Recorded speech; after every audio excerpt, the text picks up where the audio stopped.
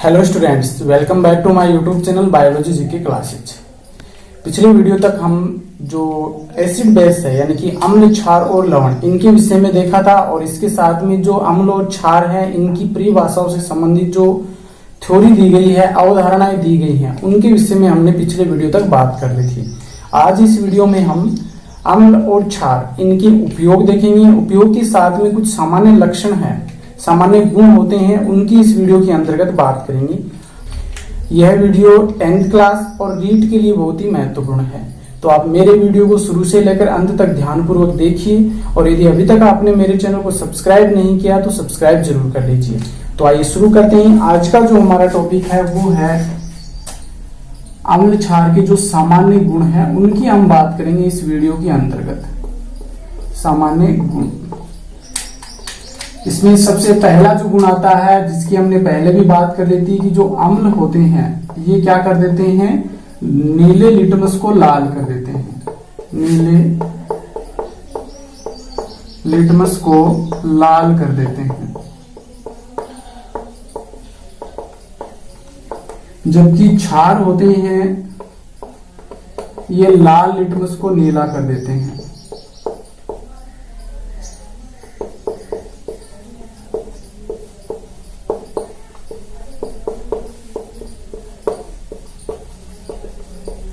और इसकी हमने शुरुआत में जब हम लोग क्षार की जो गुण पढ़ रहे थे, सामान्य लक्षण पढ़ रहे थे, उनमें हमने इसके बारे में पढ़ा था कि अम्ल होते हैं ये नीले लिटमस को लाल कर देते हैं, क्षार होते हैं ये लाल लिटमस को नीला कर देते हैं। इसके बाद में हम नेक्स्ट बात करते हैं, नेक्स्ट इसका गुण होता है कि जो अम्ल होते हैं ये धातु से क्रिया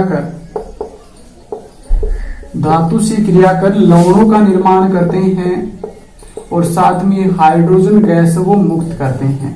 यानी कि कोई भी अम्ल है वो अगर धातु से क्रिया करता है तो साथ में लवण तो बनाता ही है, लवण के साथ में हाइड्रोजन गैस वो उत्पन्न करता है। तो जैसे एग्जांपल के लिए हम यहाँ पे ले लेते हैं HCl को ले लेते हैं, HCl की क्रिया करवा लेते हैं सोडियम से करवा देते हैं। यानी कि जो हाइड्रोक्लोरिक अम्ल है इसकी क्रिया सोडियम से करवाते हैं, तो इससे क्या बन जाएगा, NaCl का निर्माण हो जाएगा और साथ में हाइड्रोजन गैस वो मुक्त हो जाएगी, हाइड्रोजन गैस मुक्त हो जाएगी। इसी प्रकार से हम यहाँ पे ले लेते हैं H2SO4 और इसकी क्रिया करवा देते हैं हम जिंक से, तो इससे क्या बन जाएगा, ZnSO4 का निर्माण हो जाएगा और साथ में यहाँ पर H2 गैस वो रिलीज हो जाएगी। और इसी प्रकार से हम क्या करते हैं, इसको एक प्रयोग द्वारा समझते हैं। जैसे यहाँ पे जो प्रयोग करते हैं उसमें हम एक चित्र के द्वारा अच्छे से समझ लेते हैं। जैसे कोई यहाँ पे परख नली है,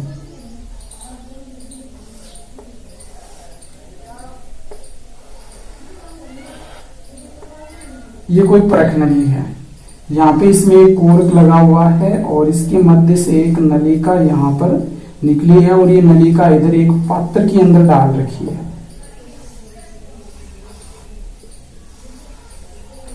ये आपकी जो बोर्ड की बुक है, राजस्थान बोर्ड की, अजमेर बोर्ड की जो बुक है, उसमें भी ये चित्र दे रखा है।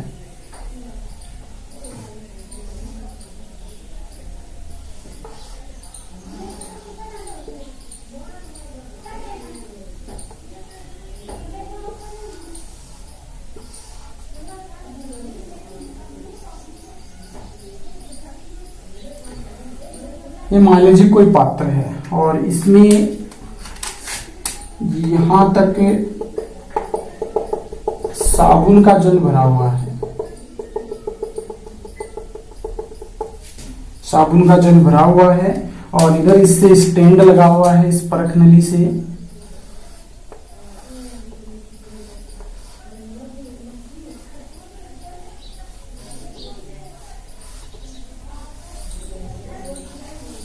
ये स्टैंड हो गया और इस स्टैंड के द्वारा यहां पर ये जुड़ी हुई है।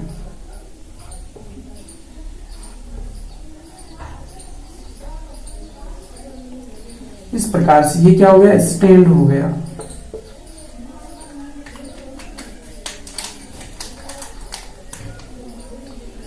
ये परख नली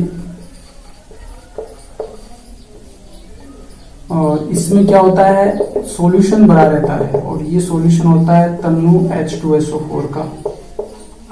तन्नु H2SO4 का सॉल्यूशन होता है। इसमें कुछ हम टुकड़े डाल देते हैं, जिंक के टुकड़े डाल देते हैं। Zn हो गया, जिंक के टुकड़े। और जिंक के टुकड़े जैसे इसके अंदर डालते हैं तो यहां से एक गैस निकलती है, हाइड्रोजन गैस यहां से निकलती है, H2 गैस। और ये H2 गैस इस नलिका से, यानी कि जो प्रवाह है नलिका है, इसके माध्यम से यहां आती। ये होता है साबुन का पानी, ये साबुन का पानी होता है। जैसे ये गैस है, यहां से हाइड्रोजन गैस यहां से यहां तक आती है और यहां से जब निकलती तो ये बुलबुलों के रूप में निकलती है। ये है हाइड्रोजन गैस के बुलबुले। जब साबुन के पानी से ये गैस प्रवाहित होती है तो बुलबुलों के रूप में ये बाहर निकलती है। और जैसे इन बुलबुलों के पास में हम कोई जलती हुई मोमबत्ती इसके पास में लेकर के जाते हैं, कोई जलती हुई मोमबत्ती इसके पास में ले जाते हैं, तो ये जो बुलबुले होते हैं ये इस प्रकार से जलते हैं।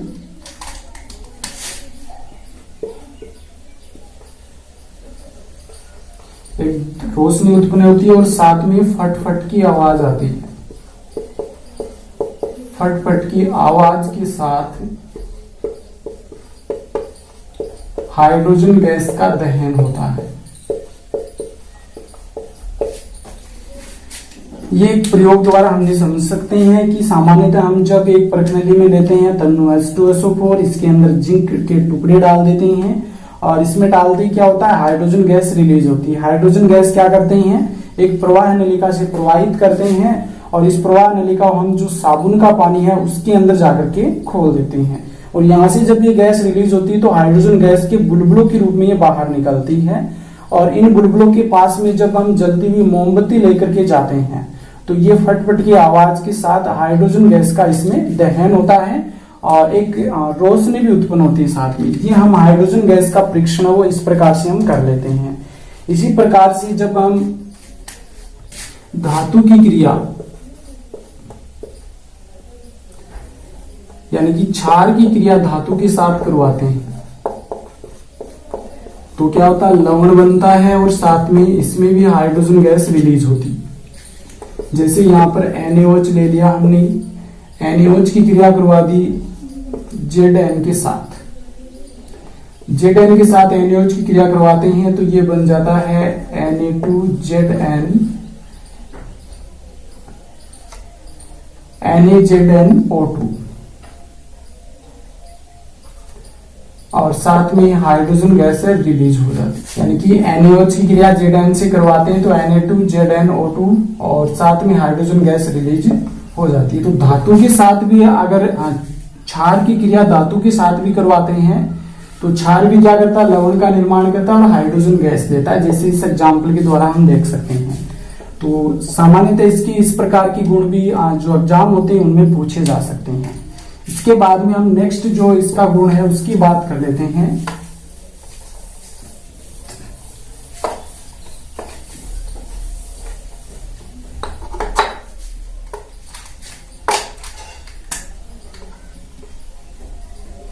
तीसरा जो इसका गुण आता है वो होता है अगर अम्ल की क्रिया धातु ऑक्साइड से करवाते हैं, अम्ल की क्रिया धातु ऑक्साइड से करवाते हैं तो इससे क्या होता है, लवण का निर्माण होता है और साथ में H2O मुक्त होता है, यानी कि जल का निर्माण होता है। जैसे हम कोई भी अम्ल ले लेते हैं, यहाँ पर हम HCl ले लेते हैं और साथ में यहाँ पर क्रिया करवा देते हैं हम CuO की, कॉपर ऑक्साइड की करवा देते हैं और इससे जो बनने वाला जो लवण होगा वो इस प्रकार से होगा, CuCl2 का निर्माण हो जाएगा, CuCl2 का निर्माण हो जाएगा और साथ में H2O निकल जाएगी। यानी कि जब अम्ल की क्रिया धातु ऑक्साइड से करवाते हैं तो लवण बनता है और साथ में जल बनता है। इसी प्रकार से हमने एग्जाम्पल के द्वारा समझा कि HCl की क्रिया CO कॉपर ऑक्साइड से करवाते हैं तो CuCl2 कॉपर क्लोराइड का निर्माण होता है और साथ में H2 रिलीज हो जाता है। इसी एग्जाम्पल को एक बार हम फिर से समझ लेते हैं। जैसे इस बार रखते हैं एसिड की क्रिया करवा देते हैं हम MgO से, मैग्नीशियम ऑक्साइड से, और इससे जो बनने वाला होगा वो बन जाएगा MgCl2 और साथ में यहाँ पर H2 निकल जाएगी। इसी प्रकार से हम H2SO4 है, इसकी क्रिया करवा देते हैं Na2O से, सोडियम ऑक्साइड से करवा देते हैं तो इससे जो बनने वाला जो पदार्थ होगा वो बन जाएगा Na2SO4 प्लस H2 यहाँ से निकल जाएगा। इस प्रकार की क्रिया इसमें संपन्न होती है और इसको संतुलित हम इस प्रकार से कर सकते हैं। यानी कि अम्ल की अगर क्रिया धातु ऑक्साइड से करवाते हैं तो लवण का निर्माण होता है और साथ में जल मुक्त होता है। इसी प्रकार से अगर क्षार की क्रिया है वो करवाते हैं हम अधातु ऑक्साइड से, अधातु ऑक्साइड से अगर क्षार की क्रिया करवाते हैं तो यहां पर भी क्या होता है, लवण का निर्माण होता है और साथ में जो H2O होता है वो मुक्त होता है। एग्जाम्पल के लिए यहाँ पे हम क्षार ले लेते हैं NaOH और इसकी क्रिया करवा देते हैं। जैसे अधातु हो गया यहाँ पर कार्बन डाइऑक्साइड और इसकी क्रिया अगर हमने करवाई तो क्या बन जाएगा यहाँ पर Na2CO3, यानी कि सोडियम कार्बोनेट का निर्माण हो जाता है और साथ में यहाँ पर H2O मुक्त हो जाता है। इसी प्रकार किससे एक एग्जांपल और देख लेते हैं। जैसे यहाँ पर हो जाएगा NaOH और साथ में यहाँ पर इसकी क्रिया करवा देते हैं डाइऑक्साइड के साथ, नाइट्रोजन डाइऑक्साइड के साथ करवा देते हैं और इस क्रिया के फलस्वरूप जो बनता है वो NaNO3 का निर्माण होता है, सोडियम नाइट्रेट, और इससे जो बनने वाला पदार्थ जो H2O है वो यहाँ पर रिलीज हो जाता है। यानी कि NaOH की क्रिया या क्षार की क्रिया अगर अधातु ऑक्साइड से करवाते हैं तो लवण बनता है और लवण के साथ में जल मुक्त होता है। NaOH CO2 के साथ क्रिया कर Na2CO3 सोडियम कार्बोनेट और H2 यहाँ पर मुक्त हो जाता है। इसी प्रकार से NaOH यानी कि सोडियम हाइड्रोक्साइड क्रिया NO2 से करवाते हैं तो सोडियम नाइट्रेट का निर्माण हो जाता है और H2 यहाँ पर मुक्त हो जाता है। इस प्रकार से अगर अम्ल की धातु ऑक्साइड से क्रिया करवाते हैं तो लवण और साथ में जल निकलता है। इसी प्रकार अगर क्षार की धातु ऑक्साइड से क्रिया करवाते हैं तो लवण और जल का निर्माण हो जाता है। और यहाँ पर जो धातु ऑक्साइड होते हैं ये सभी क्या होते हैं, क्षारीय प्रकृति के होते हैं, क्षारीय प्रकृति की होती हैं। इसी कारण से क्या करते हैं, जल मुक्त करते हैं और लवण का निर्माण करते हैं। और यहाँ पर जो अधातु ऑक्साइड होते हैं ये अम्लीय प्रकृति के होते हैं, अम्लीय प्रकृति के होते हैं और इस कारण ये लवण और जल का निर्माण करते हैं। अब नेक्स्ट हम बात करते हैं जो इसका जो चौथा सामान्य गुण आता है वो इसकी हमने पहले भी बात कर चुके हैं, जो उदासीनीकरण अभिक्रिया की हमने बात की थी पीछे। जब अम्ल और क्षार की आपस में क्रिया करवाते हैं, अम्ल की क्रिया क्षार से करवाते हैं तो यहाँ पर लवण का निर्माण होता है और साथ में जल मुक्त होता है। यानी कि जब अम्ल की क्रिया क्षार से करवाते हैं तो जो अम्ल की जो अम्लीयता है समाप्त हो जाती है, अम्ल की अम्लीयता समाप्त हो जाती है। यानी कि क्षार होता है इसके साथ क्रिया करके अम्ल को उदासीन कर देता है और इसी अभिक्रिया को हमने नाम दिया था पीछे उदासीनीकरण अभिक्रिया, उष्माक्षेपी अभिक्रिया भी इसे कहते हैं। जैसे यहाँ पर अम्ल कोई भी हमने ले लिया HCl और साथ में क्षार ले लिया NaOH और इनकी क्रिया करवाने से जो लवण बनता हुआ है NaCl और साथ में H2O यहाँ पर मुक्त हो गया। ये साधारण नमक का फॉर्मूला होता है। इसी प्रकार से यहाँ पर हम H2SO4 ले सकते हैं और इसकी क्रिया करवा सकते हैं हम NaOH से या और भी कोई भी क्षार ले लो यहाँ पर और इसकी क्रिया करवाने पे जो बनता है वो Na2SO4 का निर्माण हो जाता है।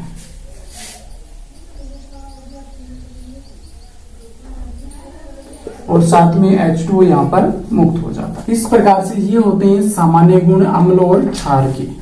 अब नेक्स्ट हम बात कर लेते हैं कि जो अम्ल, क्षार और लवण होते हैं इनके उपयोग क्या होते हैं और उपयोग से संबंधित क्वेश्चन है वो लगभग एग्जाम में छोटे क्वेश्चनों के रूप में बहुत बार आते हैं। तो इनकी हम बात कर लेते हैं, इनके उपयोग क्या होते हैं। तो सबसे पहले हम बात करते हैं अम्ल की या एसिड के मुख्य रूप से कौन कौन से उपयोग होते हैं। सबसे पहले हम बात करें जैसे H2SO4 और साथ में HNO3 और HCl। ये जो अम्ल होते हैं इन्हें हम क्या कहते हैं, खनिज अम्ल कहा जाता है, खनिज अम्ल कहा जाता है। तो यहाँ पर भी क्वेश्चन बनने की संभावना रहती है, इनमें से पूछ लेते हैं इनमें से कौन सा खनिज अम्ल है। तो आप इनको थोड़ा सा ध्यान में रखिए कि कौन कौन से खनिज अम्ल होते हैं। इसके बाद में जो पौधे व जंतु से प्राप्त होते हैं, पौधे व जंतु से प्राकृतिक रूप से अम्ल प्राप्त होते हैं,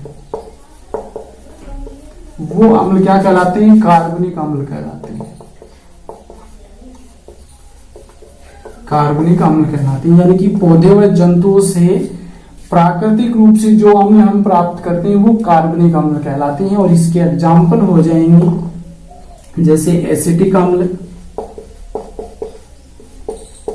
एसिटिक अम्ल की हमने पहले ही बात किस में पाया जाता है, सिरके में पाया जाता है। इसी प्रकार से सिट्रिक अम्ल, सिट्रिक अम्ल होता है ये नींबू में मिलता है। ऑक्जेलिक अम्ल, ऑक्जेलिक अम्ल होता है ये टमाटर में पाया जाता है। और इसी प्रकार से हम बात करें टार्टरिक अम्ल, टार्टरिक अम्ल ये इमली में मिलता है। और लैक्टिक अम्ल जो दही या दूध में पाया जाता है। ये सभी हैं, इनके अलावा और भी बहुत सारे हैं जो अम्ल हमें प्राकृतिक रूप से प्राप्त होते हैं। इससे संबंधित क्वेश्चन भी बहुत बार एग्जाम में आता है। जैसे एसिटिक अम्ल सिरके में पाया जाता है, सिट्रिक अम्ल होता है नींबू में, ऑक्जेलिक अम्ल टमाटर में, टार्टरिक अम्ल इमली में और लैक्टिक अम्ल जो दूध या दही होती है उसमें पाया जाता है। इसके बाद में हम बात करते हैं कि जो HCl होता है उसका उपयोग बॉयलर्स वगैरह इनको साफ करने में किया जाता है। HNO3 की हम बात कर लेते हैं कि HNO3 का उपयोग किसमें किया जाता है। तो इसका उपयोग है वो उर्वरक बनाने में किया जाता है। उर्वरक बनाने में HNO3 यानी कि नाइट्रिक अम्ल का उपयोग किया जाता है। इसके अलावा इसी चांदी व सोने से बनी आभूषणों को साफ करने में किया जाता है। चांदी और सोने से बने आभूषण या गहनों को साफ करने में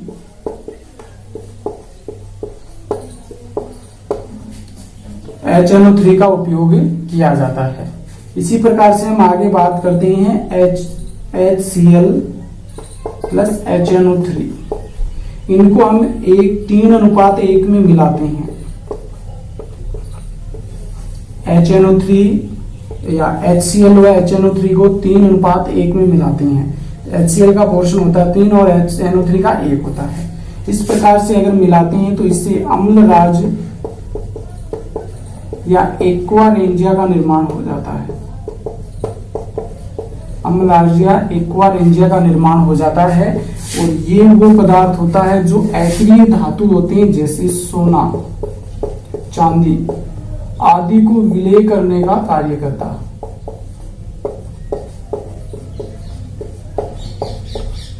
कहने का मतलब ये है कि जब HCl का 3 पोर्शन और HNO3 का 3:1 में HCl और HNO3 को मिलाते हैं तो अम्लराज यानी कि एक्वारेंजिया का निर्माण हो जाता है।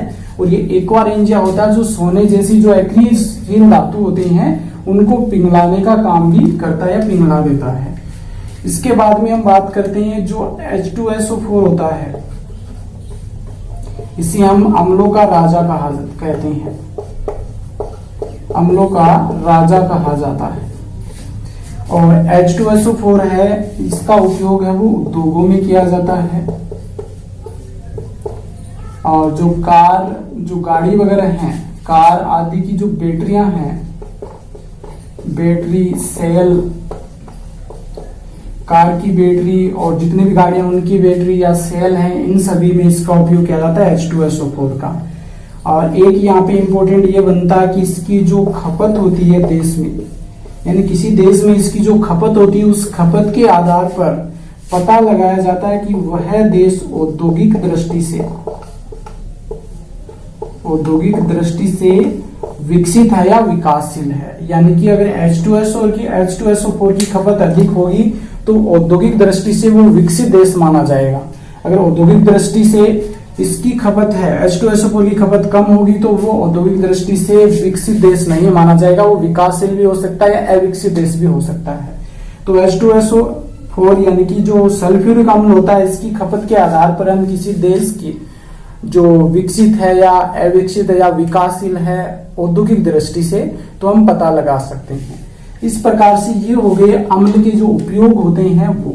तो यहाँ से भी क्वेश्चन बनने की संभावना रहती है। अब हम नेक्स्ट बात कर लेते हैं कि मुख्य रूप से क्षारों के उपयोग क्या होते हैं, जो बेसिस होते हैं उनके मुख्य उपयोग क्या होते हैं।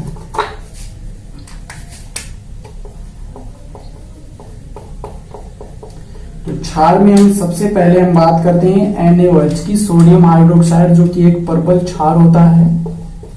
सोडियम हाइड्रोक्साइड का उपयोग वो कागज उद्योग में किया जाता है।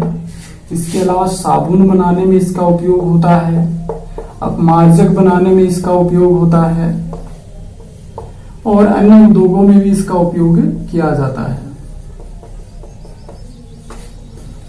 यानी कि सोडियम हाइड्रोक्साइड का उपयोग है कागज उद्योग में, साबुन बनाने में, अपमार्जक बनाने में, जो अन्य और भी कई प्रकार के उद्योग हैं उनमें सोडियम हाइड्रोक्साइड का उपयोग किया जाता है। नेक्स्ट है कैल्शियम जो हाइड्रोक्साइड होता है। कैल्शियम हाइड्रोक्साइड का उपयोग है वो मिट्टी की अम्लता को दूर करने में किया जाता है। मिट्टी की अम्लता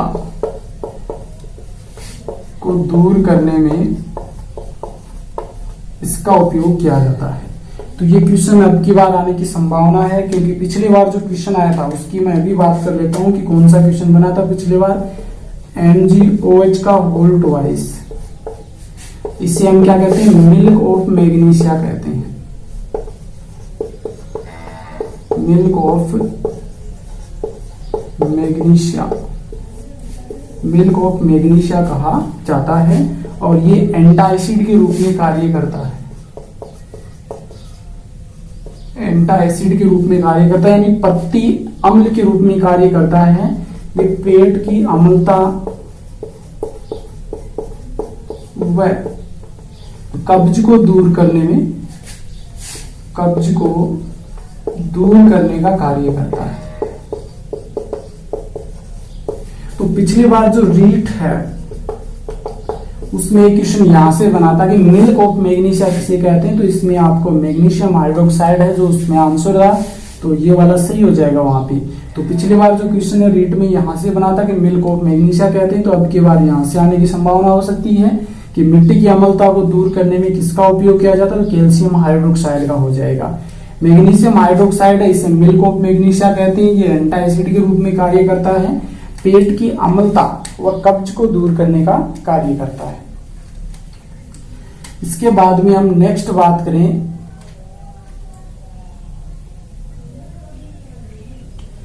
कैल्शियम हाइड्रोक्साइड की बात कर लेते हैं। इसमें एक गुण और है इसके विषय में, तो इसकी बात करें तो जो सफेदी होती है यानी कि चूना, सफेदी या चूना होता है, और इसके अलावा जो कीटनाशक होते हैं उनका ये मुख्य घटक होता है। कीटनाशक का मुख्य घटक होता है,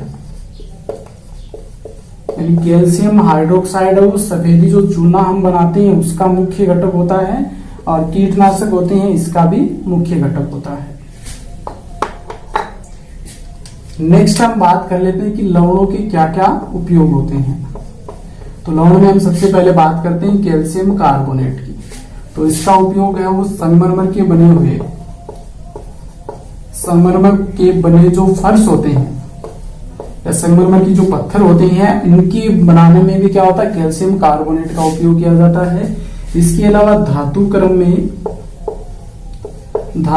में लोहे के निष्कर्षण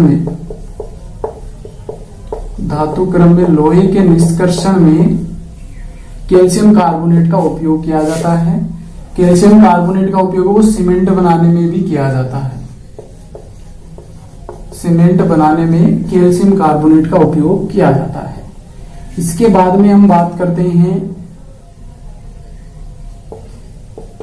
NH4NO3 की बात कर लेते हैं, यानी कि अमोनियम नाइट्रेट की बात कर लेते हैं। इसका उपयोग है वो उर्वरक बनाने में, और साथ में जो विस्फोटक पदार्थ होते हैं, विस्फोटक पदार्थ बनाने में अमोनियम नाइट्रेट का उपयोग किया जाता है। इसके अलावा हम बात करें तो जो फिटकरी होती है K2SO4 इंटू AlSO4 का होल थ्राइस इंटू 24 यानी कि 24H2O। K2SO4 AlSO4 का होल थ्राइस इंटू 24H2O ये फिटकरी का फॉर्मूला होता है। तो ये फॉर्मूला भी पूछ लिया जाता है बहुत बार, और इसका जो उपयोग होता है वो किया जाता है जल के शोधन में। जल के शोधन में इसका उपयोग किया जाता है, जल के शुद्धिकरण में फिटकरी का उपयोग किया जाता है। इसके बाद में जो HgNO3 होता है इसका उपयोग किया जाता है फोटोग्राफी में। सिल्वर नाइट्रेट है, इसका उपयोग फोटोग्राफी में किया जाता है। यानी कि ये लवण होते हैं कैल्शियम कार्बोनेट संगमरमर की तरह से धातुग्रह में, लोहे के निष्कर्षण सीमेंट बनाने में, अमोनियम नाइट्रेट उर्वरक बनाने में, विस्फोटक पदार्थ बनाने में। और फिटकरी का फॉर्मूला ध्यान में रखिएगा K2SO4 इंटू AlSO4 का होल थ्राइस 24H2O, ये फिटकरी का फॉर्मूला होता है। ये जल के शोधन में इसका उपयोग किया जाता है, जल के शुद्धिकरण। HgNO3 सिल्वर नाइट्रेट, इसका उपयोग फोटोग्राफी में किया जाता है। इस प्रकार से आज इस वीडियो में हम अम्ल और क्षार के जो मुख्य सामान्य लक्षण होते हैं उनकी बात की। इसके अलावा हमने अम्ल, क्षार और लवण के जो मुख्य उपयोग होते हैं उनकी हमने बात कर ली है। और इसी चैप्टर में हम आगे जो कुछ इंपॉर्टेंट लवण होते हैं जैसे जिप्सम होता है, प्लास्टर ऑफ पेरिस है, विरंजक चूर्ण है, इनकी हम नेक्स्ट अगले वीडियो में बात करेंगे। ये वीडियो कैसा लगा है कमेंट करके जरूर बताइए, और अच्छा लगा है तो लाइक कीजिए, शेयर कीजिए और मेरे चैनल को सब्सक्राइब कीजिए। धन्यवाद।